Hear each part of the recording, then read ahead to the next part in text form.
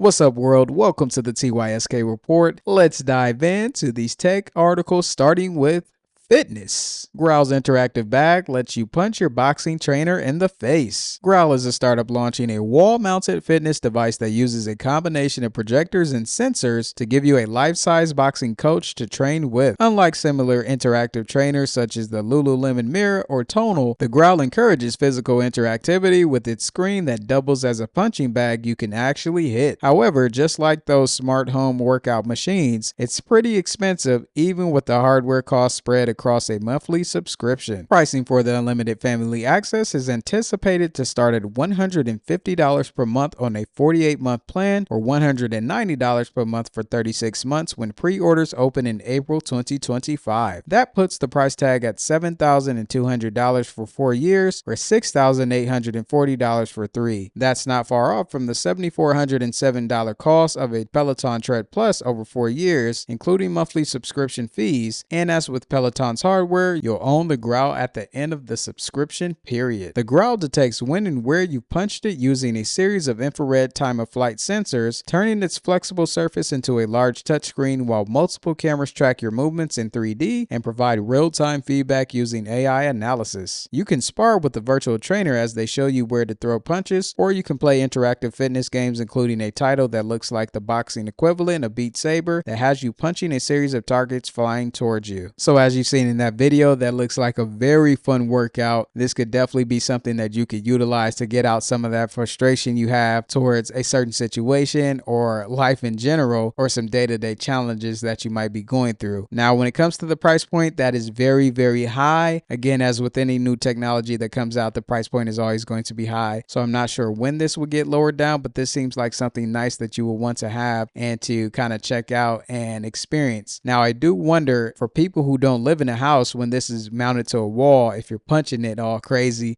and just hitting it all aggressive with power, I wonder if the person living next to you is going to hear all of that, or if it's going to shake the wall or something like that. Also, when it comes to fitness, I do believe that as time moves on, we could see more interactive fitness where some type of technology is going to be implemented into your workouts, whether it's you doing it personally at the gym or you doing it with a class. Also, because of this Growl, who wouldn't want to have some type of punching bag in their home, but not the heavy bag hanging from the ceiling? You can have this seem to be lightweight machine waiting on you at your place for you to get out any type of aggression that you might have for that day. Let's move on to the next article. World Labs AI can generate interactive 3D scenes from a single photo. Very interesting. World Labs, the startup founded by AI pioneer Fei Li, has unveiled its first project, an AI system that can generate video game-like 3D scenes from a single image. Lots of AI systems can turn a photo into 3D models and environments, but World Labs scenes are unique in that they're interactive and modifiable. The AI-generated scenes, which anyone with a keyboard and mouse can explore in a demo on the World Labs website, looks impressive. They're rendered live in the browser and have a controllable camera with an adjustable simulated depth of field (DOF). World Labs system is a part of an emerging category of AI called world models. Many of these models can simulate games in 3D environments, and the World Labs approach ensures that scenes remain the same once they're generated and that they obey the basic laws of physics, meaning they have a sense of solidity and depth. Most generative AI tools make 2D content like images or videos. World Labs wrote, "Generating in 3D instead improves control and consistency. This will change how we make movies, games, simulators, and other digital manifestations of our physical world." Beyond interactive scenes, World Labs plans to build tools that might be useful to professionals like artists, designers, developers, filmmakers, and engineers. It's targeting customers ranging from video game developers to movie studios. Also, since we're talking about World Labs, I thought we could explore one of these image to 3D scenes ourselves, so let's check it out real quick. Alright, so we have this one right here that looks like this Buckingham Palace expired scene, so let's click on it and check it out. So as I'm clicking this, you could see that I'm looking around, and it's as if you walked into this building and you looked up at the ceiling yourself. This looks very, very cool.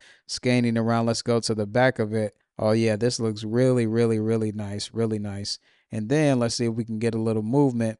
Now, I know with these scenes, you can't move all the way as if you would want to, like up the stairs or something like that. But as you can see here, you get a little bit of movement, and then you could possibly do this where you're able to look even more. But as you can see here, it stops me right there. But when I turn around, I also can move possibly a little bit here. So this looks very, very, very, very cool. And in addition to that, let's check out this one as well. All right, so this one popped out to me due to the colors, but this looks like a room. So very nice. Also got this little outside scene here. So that's very cool right there. And yeah, this is very smooth. So of course, this is a very small room, not much place to go, but you can still move around a little bit. And then you can see here, that kind of stops me there, but it's kind of me moving back and forth a little bit up. And then we got back. I like what World Labs is doing with this. This looks very, very smooth. So yeah, that's some very, very cool technology when it comes to World Labs. And as they stated before, they're looking to work with artists and filmmakers and other people related to creativity. So I think this type of thing can expand even more. And just imagine people being able to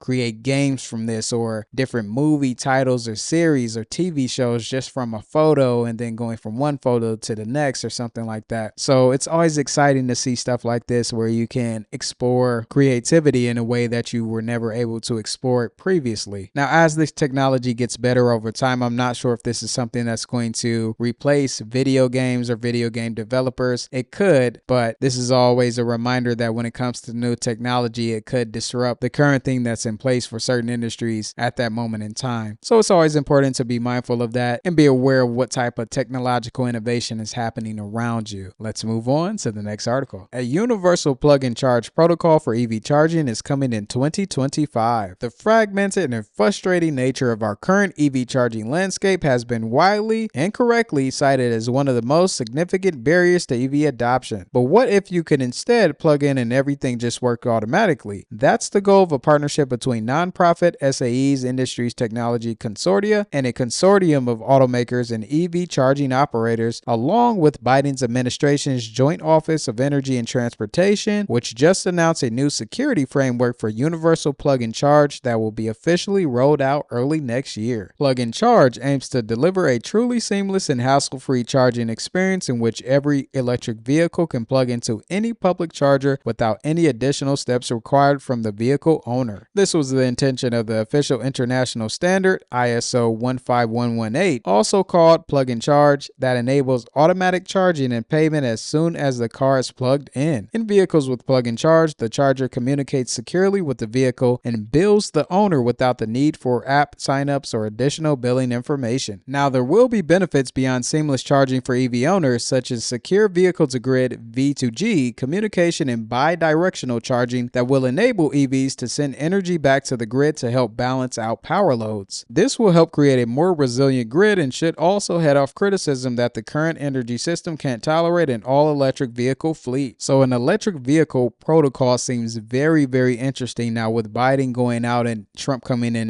2025 in January, I'm not sure if this is still going to be rolled out when that time comes, but let's just say that it is. I think this is a push to expand EV adoption and create that ease of useness that we get when we pull up to a gas station and pump our gas. So very interesting. I definitely want to see how this one is going to play out in 2025. 2025 could be a great year for technology. Let's move on to the next article. DeepMind's Genie 2 can generate interactive worlds that look like video games. DeepMind, Google's AI research org, has unveiled a model that can generate an endless variety of playable 3D worlds. Called Genie 2, the model can generate an interactive real-time scene from a single image and text description. DeepMind claims that Genie 2 can generate a vast diversity of rich 3D worlds, including worlds in which users can take actions like jumping and swimming by using a mouse or keyboard. Trained on videos, the model's able to simulate object interactions, animations, lighting, physics, reflections, and the behavior of NPCs. DeepMind says that Genie 2 can generate consistent worlds with different perspectives, like first-person and isometric views for up to a minute, with the majority lasting 10 to 20 seconds. So with this Genie 2, it looks like it's taking it a step further than World Labs, where you're able to actually do a lot more playing inside this 3D world. So this is going going to be very interesting to see how all of this is going to play out. Now, I'm sure later on down the world Labs is also going to have something similar to this, but to see Google do this now where you're able to get a glimpse on what the future could be with this looks very exciting, very exciting. So if any other information arises when it comes to this or 3D worlds, I'll make sure to keep you updated so that way we can explore any new 3D environments together. On to the next article. Xreal 1 has built-in 3DOF tracking and a wider field of view. Xreal 1 and Xreal 1 Pro bring built-in 3DOF tracking and a wider field of view to transparent virtual display glasses. The new Xreal 1 and Xreal 1 Pro have a custom chip called X1 that Xreal says it developed in-house over the course of 3 years. X1 powers built-in 3DOF tracking for any input device, removing the need for a beam adapter. Xreal says it updates at 120 Hz with a latency of around 3 milliseconds and perceptibly low. The Xreal 1 series is now available to pre-order in the US,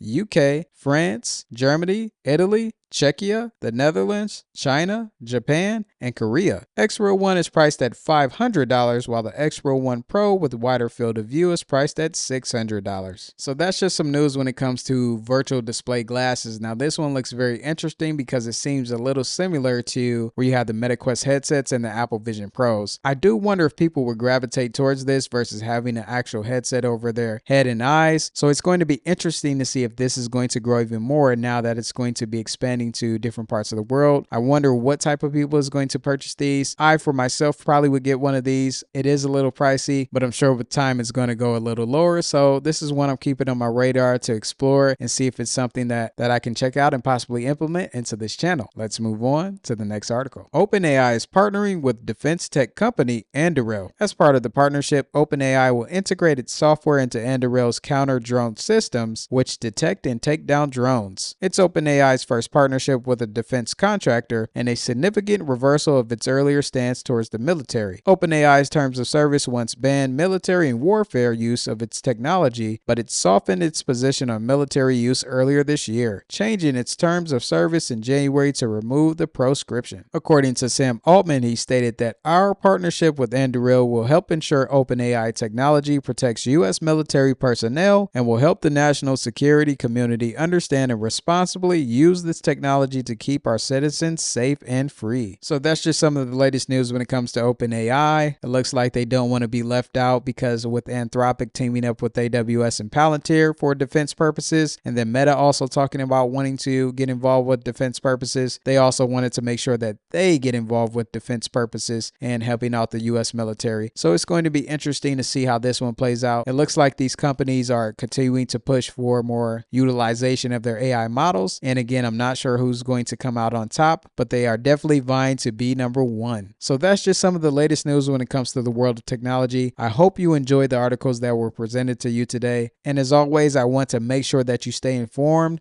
So in order to do that, like the video, subscribe, and then check out these 2 videos right here where I keep you updated on the exciting world of technology.